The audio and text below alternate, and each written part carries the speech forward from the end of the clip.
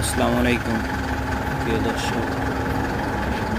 রোস্তাক এখানে একটা জায়গা আছে, আল্লাহর কুদরতি থেকে মাটির নিচ থেকে গরম পানি ওঠে। এখান থেকে অল্প একটু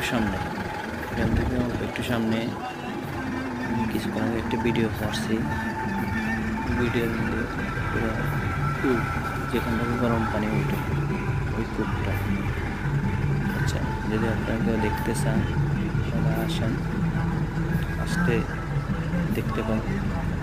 এখান থেকে যেতে হয় একটু সামনে গেলেই পাইবেন।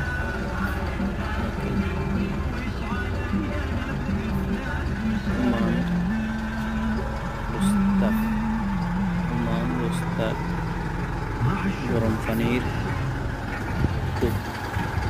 এখানে দুইটা কূপ আছে, একটা কূপ ঠান্ডা পানি। ঠান্ডা পানিটা অটোমেটিক ভাবে মাটির নিচ থেকে অটোমেটিক উঠতেছে, গরম পানিটা অটোমেটিক উঠতেছে আর কি।